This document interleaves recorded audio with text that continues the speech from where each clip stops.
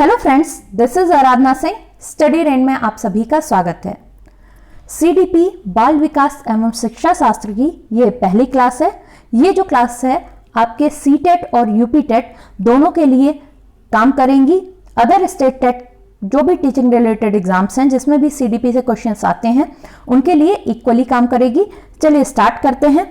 उससे पहले अगर आप हमारे चैनल से पहली बार जुड़े हैं और चैनल को सब्सक्राइब नहीं किया है तो चैनल को सब्सक्राइब कर लीजिए, बेल आइकन जरूर प्रेस कर लीजिएगा ताकि आपको न्यू वीडियो की नोटिफिकेशन मिल सके। साथ ही साथ डिस्क्रिप्शन बॉक्स में टेलीग्राम का लिंक है और फेसबुक का भी है। अगर आपको वहां पर भी ज्वाइन करना है तो आप डायरेक्टली लिंक पे क्लिक करके उसे ज्वाइन कर सकते हैं। चलिए स्टार्ट करते हैं। फ्रेंड्स, ये जो बाल विकास है वो दो शब्दों से मिलकर मिला है, बाल और विकास। अब विकास इसमें क्या है, कॉन्सेप्ट क्या है उसका, चलिए देखते हैं। विकास की प्रक्रिया एक अविरल, क्रमिक और सतत प्रक्रिया है। The process of development is a continuous, gradual and ongoing process. सरल शब्दों में क्या है, अविरल मतलब कॉन्टिन्यूअस, लगातार होती रहती है। क्रमिक क्रम से होती है। सतत ऑनगोइंग प्रोसेस है, चलती ही जाती है। तो विकास जो है वो लगातार होता है, क्रम से होता है और चलता जाता है, मतलब होता रहता है, कभी रुकता नहीं है।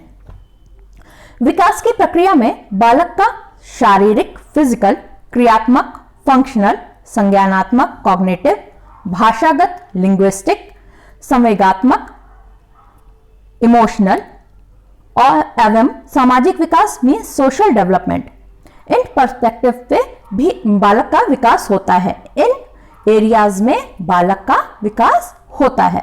फिजिकली भी डेवलप करेगा, फंक्शनली भी करेगा, इमोशनली, लिंग्विस्टिक, ये सारी जो भी चीजें हैं वो लगातार विकसित होती रहती हैं।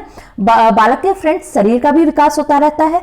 उसकी जो कार्य करने की फंक्शनल एक्टिविटीज है, फंक्शनल जो उसमें डेवलपमेंट है वो भी होता रहता है। तो हर लेवल पे बालक का विकास होता है। विकास की प्रक्रिया के अंतर्गत और कौन कौन सी चीजें आती हैं रुचियों, आदतों, दृष्टिकोण, जीवन मूल्यों, स्वभाव, व्यक्तित्व, व्यवहार इत्यादि को भी शामिल किया जाता है। विकास की प्रक्रिया में फ्रेंड्स ये सारी चीजें भी इंक्लूडेड होती हैं। इंग्लिश में भी देख लेते हैं। The process of development also includes interest, habits, attitudes, life values, temperament और पर्सनैलिटी, बिहेवियर, etc।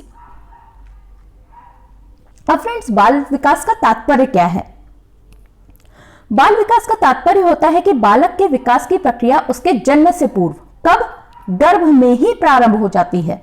विकास की इस प्रक्रिया में वह गर्भावस्था, शैशवावस्था, बाल्यावस्था, किशोरावस्था, प्रौढ़ावस्था इत्यादि कई अवस्थाओं से गुजरते हुए परिपक्वता इसकी स्थिति प्राप्त करता है। और फ्रेंड्स, ये जो बालक का विकास हो रहा है उसमें कौन कौन सी स्टेजेस पे आ रहा है और कब से आ रहा है, ये सारी चीजें आती हैं।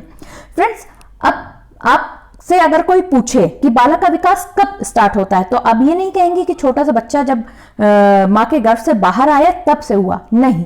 उसका जो विकास है वो स्टार्ट हो जाता है गर्भ से ही, जिसे बोलते हैं वुम्ब टू टॉम्ब, मतलब गर्भ से कब्र तक उसका विकास होता रहता है। जब तक वो कब्र में चला नहीं जाता, मर नहीं जाता, तब तक विकास होता रहता है। तभी कहा गया है कि ये एक ऑनगोइंग प्रोसेस है, अविरल प्रोसेस है, ये लगातार होती ही रहती है। और उसमें कौन कौन से स्टेजेस आते हैं बीच में? एक तो गर्भावस्था आई, गर्भ से ही स्टार्ट हो गया बालक का विकास। फिर शैशवावस्था आई, फिर बाल्यावस्था, देन किशोरावस्था, प्रौढ़ावस्था, ये सारी चीजें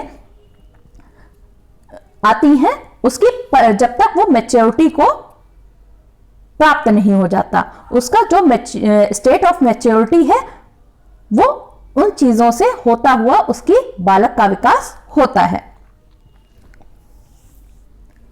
नेक्स्ट है विकास के अभिलक्षण, कैरेक्टरिस्टिक्स क्या हैं, गुण क्या हैं। विकास एक जीवंत पर्यंत प्रक्रिया है जो गर्भ से धारण से लेकर मृत्यु पर्यंत तक होती रहती है। वही चीज है फ्रेंड्स कि जीवन पर्यंत प्रक्रिया है। जब तक व्यक्ति जिंदा रहेगा तब तक वो विकास करता रहेगा, उसमें विकास होता रहेगा। और ये स्टार्ट कब से हुआ? जब से गर्भ धारण हुआ और जब तक उसकी मृत्यु नहीं हो गई। वुम्ब टू टुम्ब, गर्भ से कब्र तक। विकासात्मक परिवर्तन सामान्य से विशिष्ट। अब फ्रेंड्स, ये जो विकासात्मक परिवर्तन है वो किस ओर से किस ओर की ओर होते हैं, क्या पैटर्न होता है? वो होता है सामान्य से विशिष्ट, मीन्स जनरल टू स्पेसिफिक, सरल से जटिल की ओर, एकीकृत से क्रियात्मक स्तरों की ओर अग्रसर होने के दौरान प्रायः ये एक पैटर्न का अनुसरण करते हैं, फॉलो करते हैं। विकास बहुआयामी होता है और परस्पर संबंध होते हैं। फ्रेंड्स, जो डेवलपमेंट होता है वो मल्टी डायमेंशनल होता है, कई दिशाओं में विकास होता है और ये आपस में संबंधित होते हैं, इंटर रिलेटेड होते हैं। विकास बहुत लचीला होता है, फ्लेक्सिबल होता है जो डेवलपमेंट होता है। वृद्धि एवं विकास सदैव एक समान नहीं होते। अब ये नहीं कहा जा सकता कि जो 6 फीट का इंसान है उसमें ज्यादा विकास हुआ और जो 4 फीट का इंसान है उसमें कम विकास हुआ।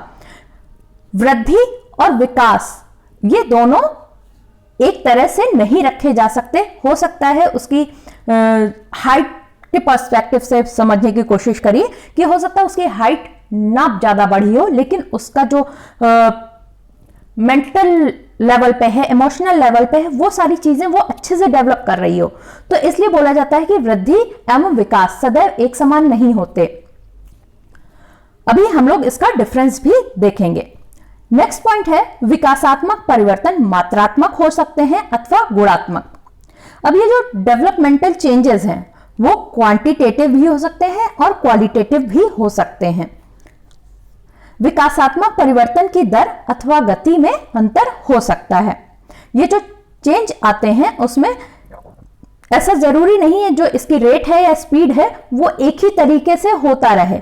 उसकी जो दर है या स्पीड है वो धीरे कभी तेज होगी, कभी धीमे होगी। नेक्स्ट है अब वही वृद्धि और विकास में क्या परिवर्तन होता है। वृद्धि शब्द का प्रयोग परिणात्मक परिवर्तनों जैसे बच्चे के बड़े होने के साथ साथ उसके आकार, लंबाई, ऊंचाई इत्यादि के लिए होता है। वृद्धि क्या होती है? मतलब ग्रोथ। ये होती है अगर मान लीजिए किसी का बच्चे का शारीरिक विकास हो रहा है तो अब उसकी लंबाई बढ़ रही है, ऊंचाई, आकार बढ़ रहा है, इसको बोलेंगे उस बच्चे में वृद्धि हो रही है। विकास से क्या मतलब होता है? विकास शब्द का प्रयोग परिमाणात्मक परिवर्तनों के साथ साथ क्वालिटेटिव और क्वांटिटेटिव दोनों होते हैं। अभी हमने इसको डिस्कस किया था। व्यवहारिक परिवर्तनों जैसे कार्यकुशलता, कार्यक्षमता, व्यवहार में सुधार इत्यादि के लिए भी होता है। फ्रेंड्स, बच्चों का जब किसी कार्य को करने में और ज्यादा एफिशिएंसी के साथ वो वर्क करता है, उसकी कार्य क्षमता बढ़ती है, व्यवहार में उसके सुधार होता है, तो कहा जाता है कि बच्चे का विकास हुआ। नेक्स्ट पॉइंट है वृद्धि विकास की प्रक्रिया का एक चरण होता है। फ्रेंड्स, विकास का एक चरण है वृद्धि। इसका क्षेत्र जो है वृद्धि का वो सीमित होता है। आप ये समझ सकते हैं कि एक आपने विकास जो है एक बड़ा पार्ट है और उसमें से वृद्धि एक छोटी सी अपनी जगह रखती है। तो विकास का ही एक पार्ट है, एक चरण है क्या? वृद्धि। विकास अपने आप में एक विस्तृत अर्थ रखता है, वृद्धि इसका एक भाग होती है। तो ये दोनों पॉइंट्स एक ही चीज कह रहे हैं कि विकास जो है उसका भाग है क्या? वृद्धि। वृद्धि की क्रिया आजीवन नहीं चलती, बालक के परिपक्व होने के साथ साथ ये रुक जाती है। विकास एक सतत प्रक्रिया है, बालक के परिपक्व होने के बाद भी यह चलती रहती है। अब फ्रेंड्स, आपने जैसे हम लोग हाइट वाली ही चीज लेके चल रहे हैं तो आपने ये देखा होगा कि बच्चों के एक उम्र के बाद 18, 19, 20 साल तक, फिर उसके बाद बिल्कुल भी हाइट नहीं बढ़ेगी। मैक्सिमम 18 साल तक बढ़ जाती है, उसके बाद नहीं बढ़ती है। बहुत रेयर केसेस में थोड़ा बहुत बढ़ती है। तो वो होता क्या है कि अब अगर ऐसी चीज हो कि वृद्धि भी जीवन पर्यंत होती रहे तो बच्चा तो गगनचुंबी हो जाएगा, मतलब बढ़ता गया तो बढ़ता गया बढ़ता गया बढ़ता गया, 7 feet 8 feet 9 feet, ground floor से वो पहुंच गया सीधे 3rd फ्लोर 4th फ्लोर, और जब तक वो नहीं मरा तब तक तो उसकी हाइट बढ़ती रहेगी। लेकिन ऐसा नहीं होता, एक लेवल पे जाकर, मैच्योरिटी लेवल पे जाकर के वो जो उसकी वृद्धि है वो रुक जाती है, जबकि जो विकास है वो लगातार होता रहता है जीवन पर्यंत। सतत प्रक्रिया है, ये कॉन्टिन्यूअस प्रोसेस है। बालक की शारीरिक वृद्धि हो रही है, इसका अर्थ ये नहीं हो सकता कि उसमें विकास भी हो रहा है।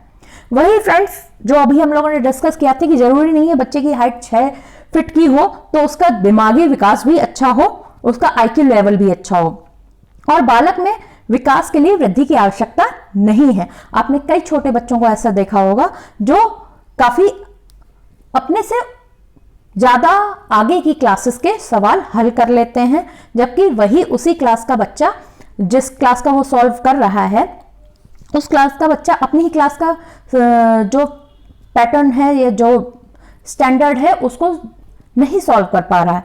तो जरूरी नहीं है बालक में विकास के लिए वृद्धि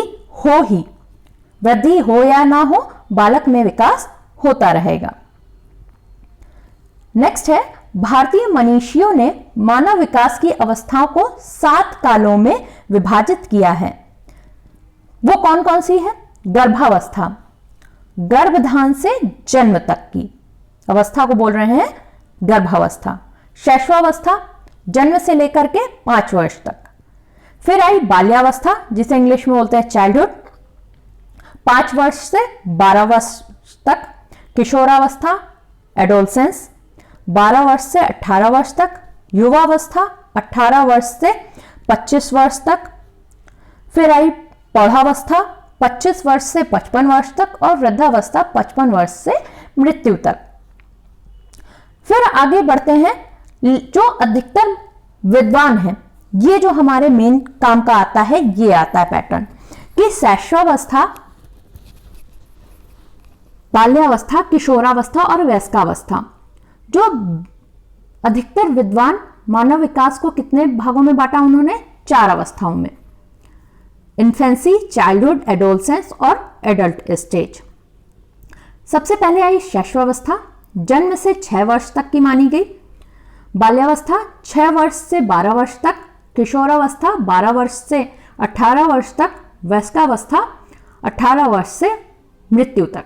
फ्रेंड्स, एक चीज इसमें और देख लीजिए, आप अपना जो ये जन्म से 6 वर्ष तक का लिख रहे हैं उसको /5 भी लगा लीजिए, क्योंकि आपको कहीं कहीं किसी बुक में हो सकता है शैशवावस्था जन्म से 5 वर्ष तक माने, डिफरेंट बुक में डिफरेंट पब्लिशर अलग अलग मानते हैं, तो आप उसको दोनों तरफ से तैयार करिए, कंफ्यूज मत होइएगा।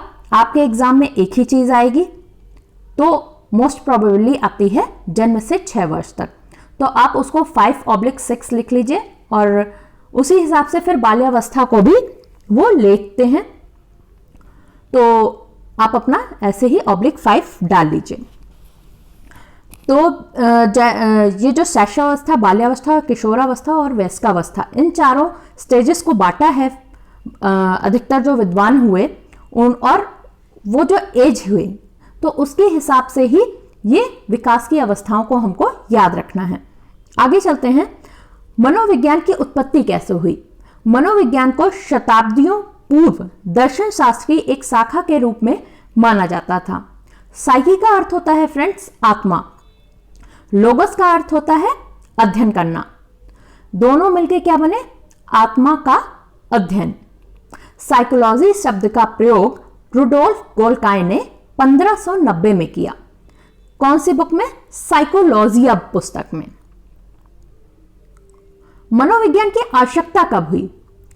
बाल मनोविज्ञान की वह शाखा है जिसके अंतर्गत बालकों के व्यवहार, बालकों की समस्याएं, बालकों की स्थितियों तथा सभी कारणों का अध्ययन किया जाता है जिनका प्रभाव या जिसका प्रभाव बालकों के विकास एवं व्यवहार पर पड़ता है। वो सारी चीजें, जैसे कि जो बालक है, चाइल्ड है, उसका व्यवहार, उसकी जो प्रॉब्लम्स हैं, समस्याएं हैं, उसकी स्थितियां और उन सभी कारणों का अध्ययन किया जाता है जो इफेक्ट करती हैं चाइल्ड के डेवलपमेंट और बिहेवियर को। ये आता है किसके अंतर्गत? बाल मनोविज्ञान। मनोविज्ञान की यह शाखा जो बाल मनोविज्ञान कहलाती है, इन सारी चीजों का अध्ययन करती है। थैंक यू फ्रेंड्स, आज के लिए इतना ही। कल हम आपसे मिलेंगे, रोज वीडियोस डाली जाएंगी। आप अपनी तैयारी जबरदस्त करिए और अपने नोट्स हमारे वीडियोस के साथ ही साथ बनाते हुए चलिए, ताकि आपके नोट्स बनते जाएं और उसको रिवाइज भी करते हुए जाइए। एक निचोड़ आपको मिल रहा है और उसको अच्छे से तैयार कर लेंगे, आपके सारे क्वेश्चंस अच्छे से सॉल्व हो जाएंगे। Thank you. अगर अभी तक आपने हमारे चैनल को सब्सक्राइब नहीं किया है तो चैनल को सब्सक्राइब कर लीजिए, बेल आइकन जरूर प्रेस कर लीजिएगा। और अगर टेलीग्राम और फेसबुक से भी हमसे जुड़ना है आपको, तो आप जुड़ सकते हैं। लिंक जो है वो डिस्क्रिप्शन बॉक्स में दे दिया गया है। Thank you. जय हिंद।